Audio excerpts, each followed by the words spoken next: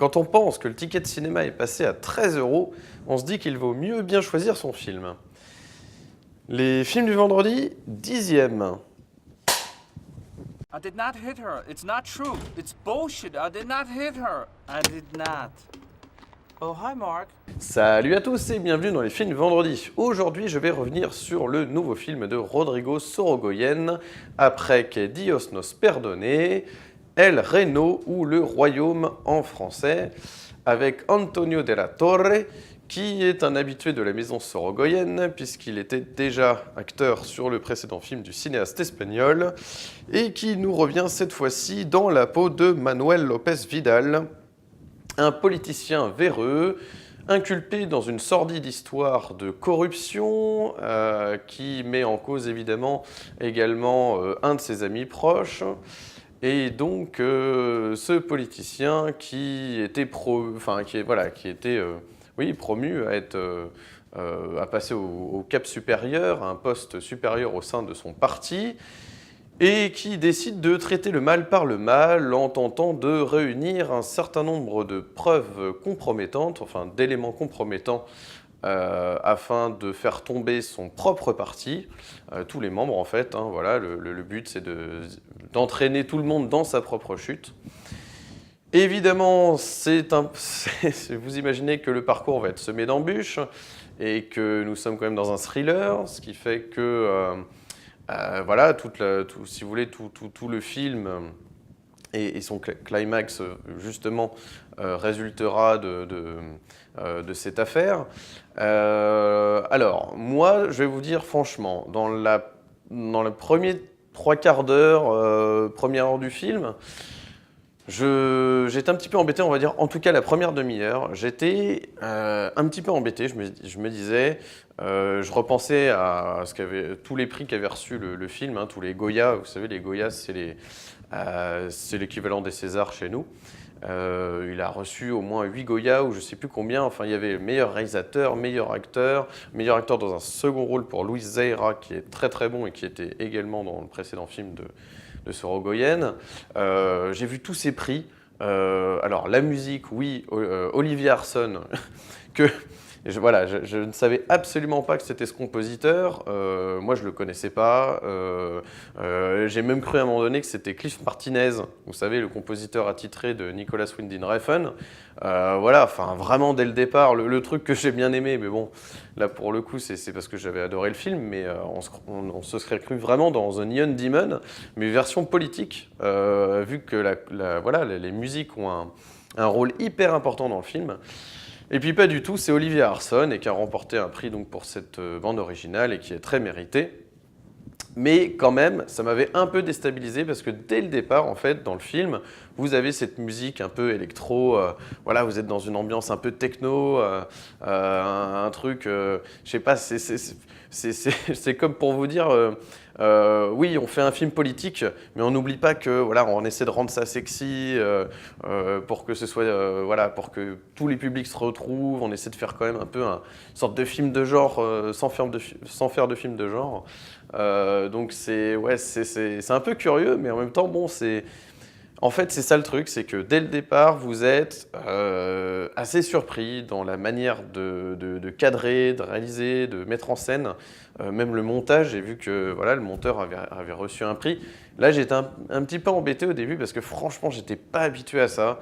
C'est vrai que voilà, on a tous notre zone de confort, mais à un moment donné, c'est vrai que filmer de cette façon, je trouvais pas ça très pro dans un premier temps. Je me disais, mais qu'est-ce que c'est que ce truc ?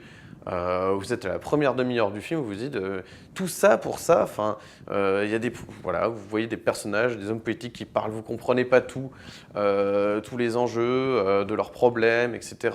Vous comprenez un petit peu parce que par moment, on vous montre que ils profitent un peu du système pour leur plaisir personnel, pour faire des grandes fêtes sur des yachts avec des filles, etc. Enfin bon, le truc de fou. Et oui, vous comprenez là clairement qu'on veut vous montrer les abus en fait du monde politique espagnol, mais plus largement du monde politique en général, parce que honnêtement, je ne pense pas que ce soit qu'en Espagne qu'il y ait ce genre de problème au sein des partis politiques, mais en tout cas voilà. Dans la première demi-heure, j'étais assez déstabilisé Ce premier plan où la caméra, on se demande si elle sait vraiment où elle veut aller, alors que le personnage est juste à gauche, là, en bas à gauche du cadre, tu te dis qu'est-ce que tu es en train de faire, mec? À un moment donné, choisis, fais quelque chose. Soit tu choisis de montrer ton personnage, soit tu choisis de montrer la mer. Enfin voilà. Au début, j'étais assez déstabilisé. Et puis finalement, bah voilà, quand on se laisse prendre au jeu, quand surtout on donne la chance au film, parce que c'est vrai que je dois vous avouer qu'il faut donner la chance au film. Ça vraiment, au début, vous vous dites, bon c'est bon, ça va, on suit tout le temps un homme politique, la caméra juste derrière lui, comme ça on est tout le temps à côté de lui, il est toujours en train de marcher, de courir, d'aller d'un bureau à l'autre, d'aller d'une destination à une autre, on ne sait plus où on est. Voilà, en termes d'espace. Au début, tu te dis c'est pas très bien géré, etc. Et puis, au fur et à mesure du film, voilà, passé, je dirais, 3/4 d'heure, tu commences à comprendre un petit peu ce qui se passe au sein du parti, les écoutes dans les bureaux, etc., ou les écoutes téléphoniques, les micros, etc., pour essayer de collecter des informations, parce qu'il y a une enquête derrière, au sein de ce parti, voilà, qui a... Voilà, générer beaucoup d'argent dans une histoire. Enfin, si vous voulez, on est un petit peu, chez nous, je sais pas, on dirait peut-être l'affaire Clearstream ou des trucs comme ça. Là, ça porte un autre nom. Ce genre d'affaires politiques où justement des politiques sont mis en examen pour fraude ou pour voilà. C'est ce genre d'histoire, fraude fiscale, corruption. C'est l'idée d'être plus fort que l'administration, de comprendre comment marche la société, etc., pour ensuite s'enrichir. Voilà, bon, rien de nouveau par rapport à ça, hein, il suffit de regarder les infos tous les jours à la télévision. Mais là, ce qui est vraiment fort, c'est que tu te dis, attends, alors là, je suis en train de suivre un type qui est un pourri, et je suis censé m'attacher à lui. Et là, tu te dis, depuis quand on fait ça au cinéma ? Enfin, si, ça peut arriver, mais disons que comment, à un moment donné, tu peux penser qu'on va s'attacher à ton personnage, qu'on a juste envie de mettre en tôle ou je ne sais pas où. Eh bien, si, il y arrive, puisque justement, à force de nous mettre la caméra juste derrière lui, hein, on est vraiment sur le côté, vous voyez, son épaule est là, son épaule droite, et la caméra est là, et on est toujours à le suivre comme ça, on a vraiment le plan sur un bout de sa tête et l'épaule, et on a l'impression d'être toujours à côté de lui, et on comprend effectivement, alors non pas ses motivations, si, ou un petit peu, nourrir sa famille, évidemment, il essaye de s'enrichir, donc évidemment, c'est pour sa famille, etc. Bon, très bien, mais on va quand même pas le plaindre. Mais ce qui est intéressant, c'est de voir, ça nous montre que dans la peau de cet homme politique, si ça devait être nous, qu'est-ce qu'on ferait, quels seraient nos réflexes défensifs pour sortir de ce pétrin. Et là, c'est très intéressant puisque justement, c'est la deuxième partie du film qui est formidable. Et là, heureusement, parce que c'est là que je vois tous les prix arriver, mais dans la première heure, j'avais du mal. Mais c'est parce qu'il y avait tout un building à faire, toute une construction de personnages, en tout cas d'ambiance, d'atmosphère. C'est presque sensoriel au début, vous ne comprenez pas tout, tous les enjeux, tous les problèmes dans le parti, etc. Alors si vous prenez 2 minutes et que vous revoyez le film une deuxième ou troisième fois, oui, vous allez tout piger, etc. Vous ferez des pauses, vous noterez, etc. Mais là, on sent vraiment que le but, c'est de nous faire ressentir le stress, la culpabilité en fait, de tous les acteurs de ce parti politique qui, justement, voilà, passe son temps à faire voilà, à profiter des avantages que peut représenter leur fonction avec leurs contacts, etc. Faire jouer tout le temps les contacts. Ils peuvent voilà, on peut voir à quel point ces gens-là peuvent se sortir d'un pétrin hallucinant par la corruption, quoi. Et donc ça, c'est très très bien retranscrit dans le film. Donc vraiment rien à dire là-dessus. Mais voilà, encore une fois, dans un premier temps, j'étais déstabilisé par cette mise en scène. Mais alors, la deuxième partie, là, quand on est purement dans l'action, parce que oui, vous aurez des scènes d'action, vous aurez des scènes de tension, comment dirais-je, de suspense, quoi. Hein, on est quand même dans un thriller. Vous allez la voir dans un second temps. Ça, c'est très réussi. Alors là, ça, c'est très réussi. Je dois dire que, franchement, j'ai pris une claque. C'est-à-dire qu'en deuxième partie, vous prenez une claque, mais monumentale. Monumentale. Donc ça vaut quand même le coup d'être vu, au moins pour ça, quoi.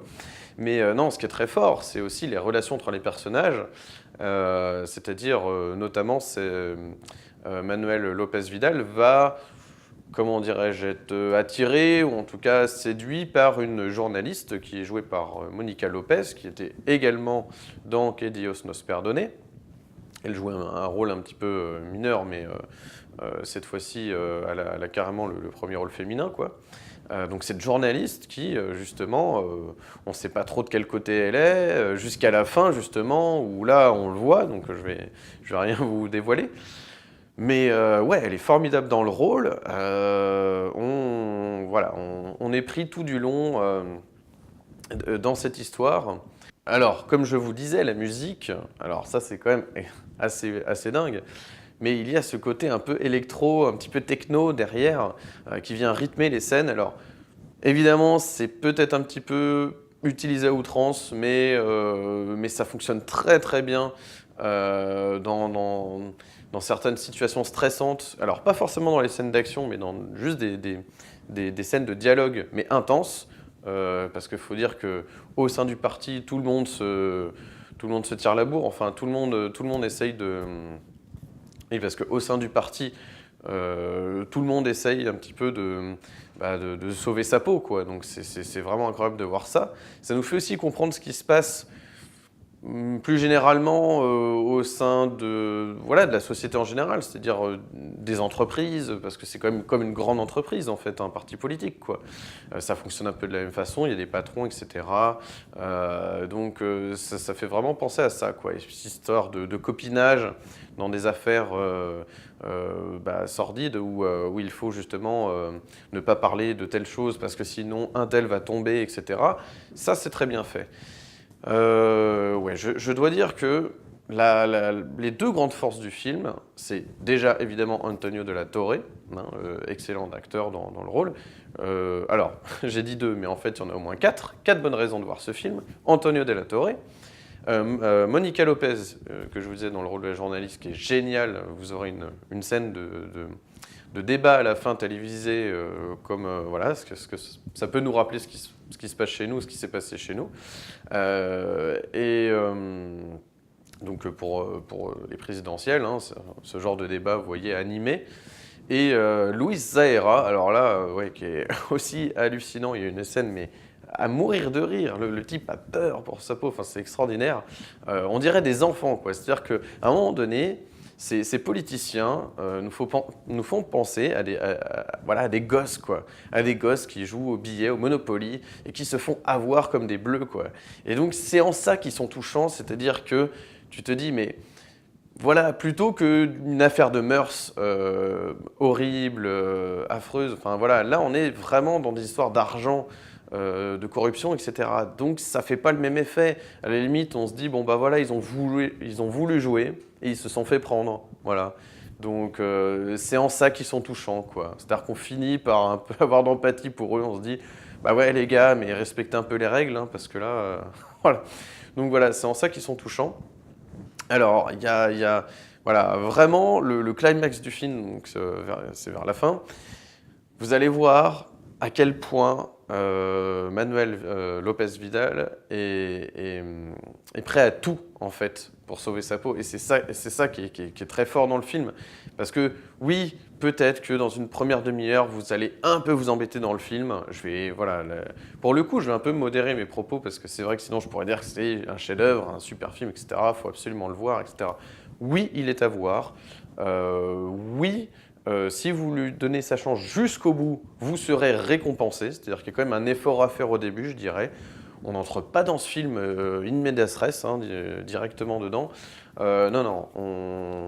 Faut du temps, un peu. Moi, j'ai vu dans la salle les réactions, c'est-à-dire que pendant tout le début, les gens bougeaient pas trop, étaient un peu soufflés ou étaient un peu ennuyés, etc. Dans la deuxième heure, les gens étaient scotchés. Il y a même des gens dans la salle... Je me souviens qu'il disait mais vas-y, fais tel truc. Je peux pas vous dire quoi, mais voilà, c'est pour vous dire à quel point dans la deuxième partie, on est surpris. Mais c'est vrai que de manière générale, on est souvent surpris, déstabilisé, On ne sait absolument pas à quoi s'attendre, c'est-à-dire que vraiment, c'est surprise sur surprise ce film. Donc en tant que spectateur, c'est assez jouissif parce que tu te dis, bon, je sens que je vais m'embêter, je commence le film, je sens que je vais m'embêter, puis d'un seul coup, tac, il te sort de ta zone que tu t'étais fixé, etc. Et à chaque fois, il te sort de ces mini-zones de confort et à chaque fois, il te surprend, quoi.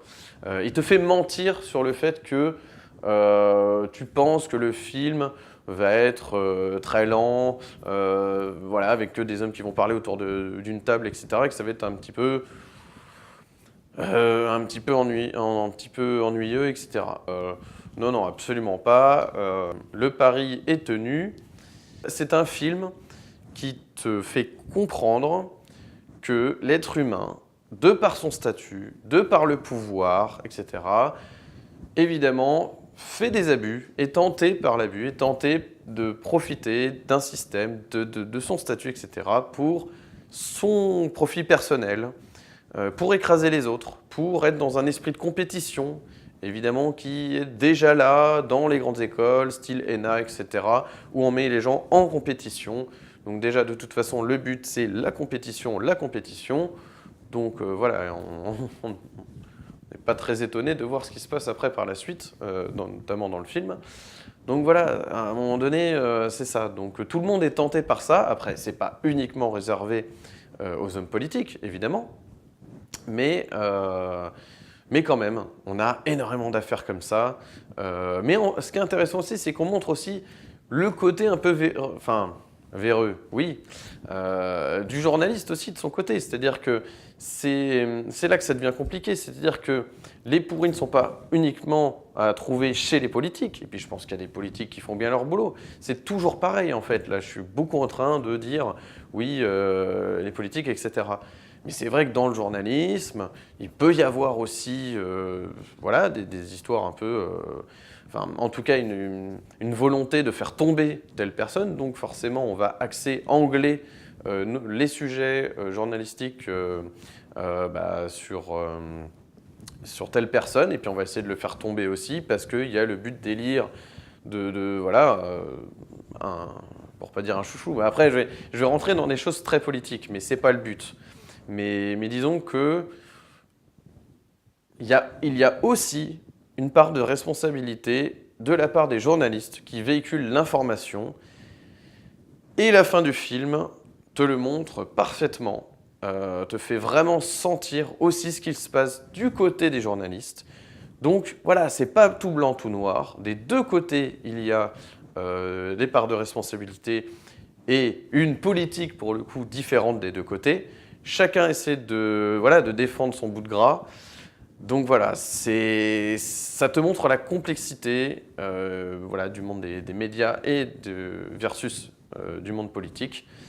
Donc voilà, je ne peux que vous encourager à aller voir El Reno en salle.